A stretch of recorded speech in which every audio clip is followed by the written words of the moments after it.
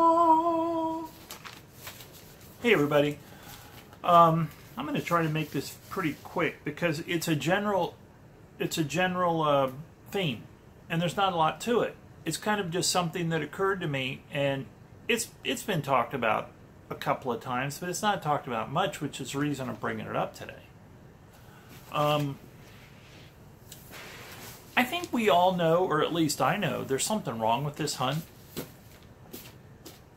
In 2016,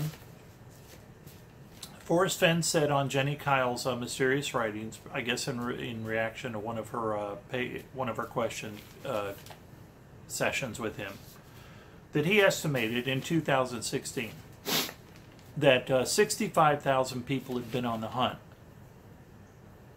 on the treasure hunt. 65,000 people had been on the treasure hunt, searching. I don't know how he got that estimate. Doesn't really matter to me. He gets a lot of emails. That was his estimation, and I'd say he probably would make the best estimation of all. So without getting into math, because it's kind of an exponential issue as it grows and it's more well known, so it's hard to kind of just determine that if in 2016 there had been 65,000 searchers. I mean, maybe there's a drop off in searchers now because no one has found it. That's my Fenn talks about, well, let me finish my thought. If there were 65,016, let's say now there have been, and it started supposedly in 2010. Obviously, you could just do simple math and say just a little over 10,000 every year join the hunt if you want to look at it that way. But it'd be easier for me to just say you can't really do it that way because we don't know how. I mean, it gets more media attention, but then so you'd think there'd be more searchers in the hunt. But on the other hand, I think that as the time goes on, a lot of people are saying this cannot be found. If you have a certain amount of people that have been out there, say 80,000 so far, or 65,000 by his estimate 2 years ago, isn't there something wrong? I think there's something wrong. And a lot of people think there's something wrong. You can just read the blogs and the vlogs and see that a lot of people are going. And there's this kind of malaise. People are just kind of, I don't know, I feel that way, but I just think people are actually growing less believing, if you will, in the hunt, because it's almost a matter of faith, right? It almost seems like a religious thing for a lot of people. You have to have faith that's really out there. Okay. All right, this is what it's about today. I'm just feeling kind of good today. You know how I get when I feel good. I'm going to try not to make this a real funny video. Some people like my funny videos. I don't ever try to make a funny video. It's just when I'm get in these moods, shit happens. Okay, here we go, folks. Here's my issue. Why isn't the Forrest Fenn treasure being found? I was thinking about this the other day, and I took it to a very simple level in my head. I said, is there anywhere I'm just not looking? Because what I do, and I think a lot of people do, is, and I know this from reading the blogs and the vlogs, and of course a lot of people are doing the search and never get on Facebook and go to any of these various web pages that are dedicated to Forrest Fenn. Plenty of people, I'm sure, watch very few of the vlogs that are dedicated to the Forrest Fenn hunt. But I know the only way I can kind of get a temperature for what's going on out there is to look at what is online. And so I look at that, and the vast majority of people seem to keep their hunts to areas that are the least complicated legally. In other words, right now, I think national monuments are probably the best. If you want to go in and find something and take it out, as long as it's not buried, that's always the big bugaboo that's in everything. Things that are buried are not good legally. They're hard to claim. But I think a national monument, which is why I had my eye on Dinosaur National Monument, I still haven't taken my eye off Dinosaur National Monument. Those kind of places, I think you can walk out that treasure if it's above ground without without taking it to the park superintendent. If you go to a national forest or a national park, you do have to take it to the park superintendent. People have said no problem. You take it to the park superintendent. His job is to call up, in this case, Forrest Fenn, verify basically your story, and then say, have a good day. Other people have said, do you really believe that's going to happen? You hand that over to the park superintendent, you're never going to see it again. That's what one guy whose father had been in the Park Service all his life said. He said, you'll never see it again. I guarantee you. It'll get so wrapped up in the red tape and all this stuff. So, you know, then you're kind of like, okay, well, I don't really then think Fenn would put it there, right? Because he wouldn't want me to have a hassle with the park superintendent, right? Well, I don't know. And then that leaves private land and Indian reservations, which are part of the hunt. They're part of the hunt. Those areas are almost, I think, exclusively being avoided by searchers. And here we are 8 years into this thing, maybe 9, maybe 10 according to other people.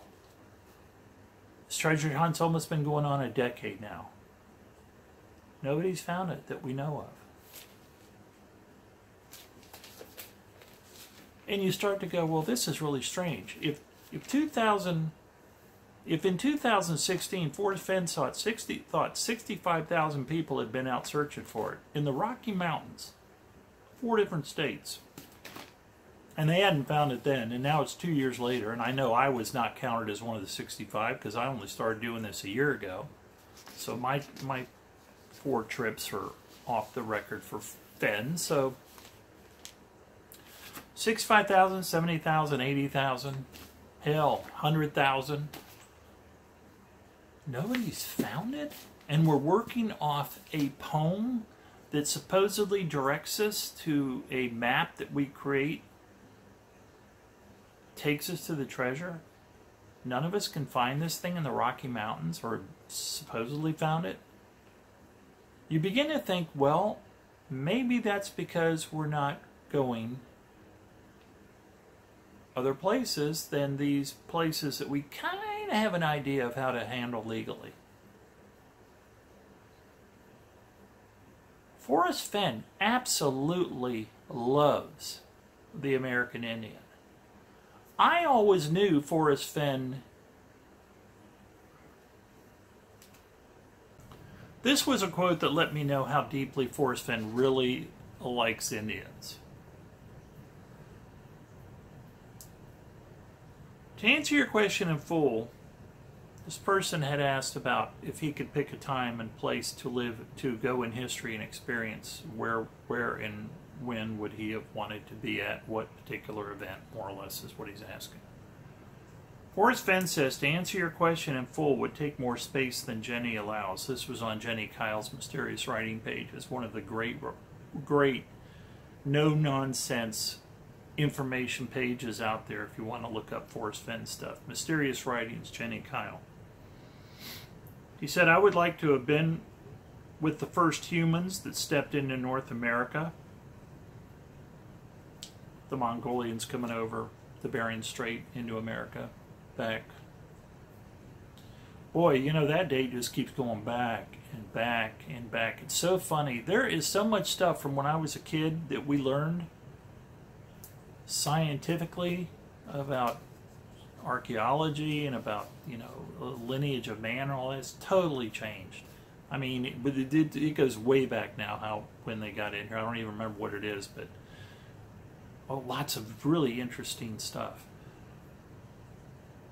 And this is the one that kind of threw me, or it didn't throw me, but it kind of showed me that I didn't realize how much he really cares for the Indians.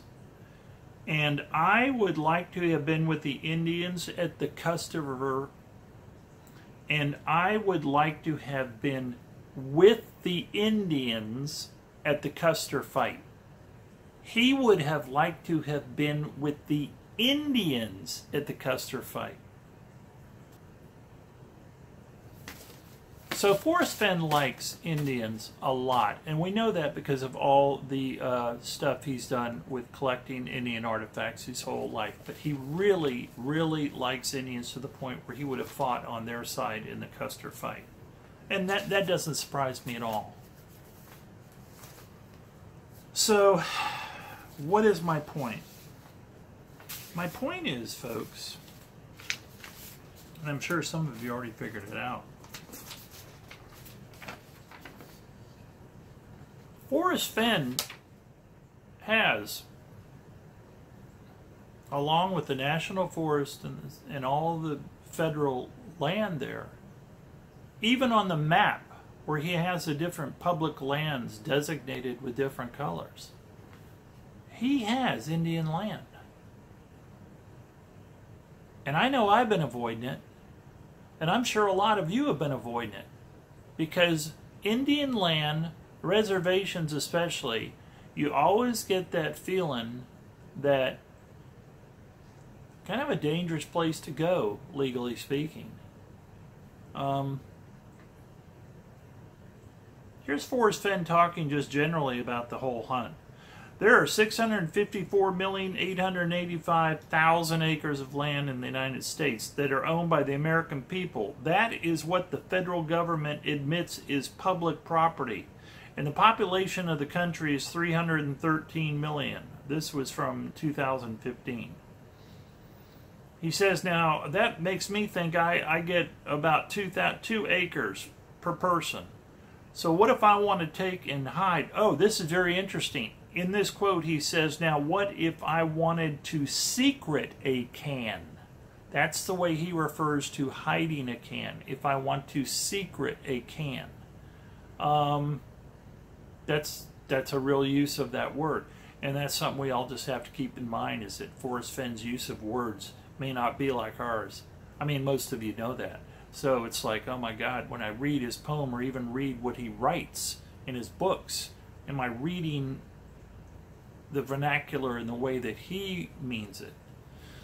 We don't know. But he basically says here, so I figure we each have 2 acres coming to us if you divide the amount of people into all the government land.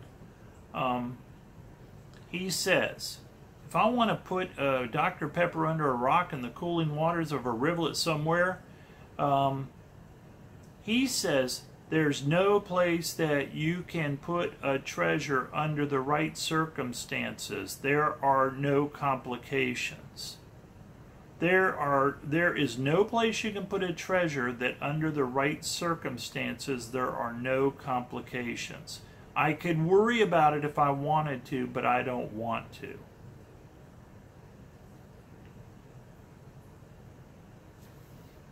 Again, addressing the issue of where the treasure is found.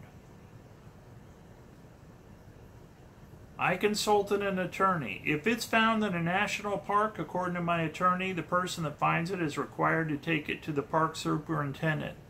The rules are different if you find it on private property. If you find it on Indian land, it really gets complicated. That's the kind of thing I'm saying has had us all go, boo. Forrest Fenn said it's really complicated, so, you know, this new phrase they use, dog whistle. He's dog whistling. Don't go to the Indian country because it's really complicated.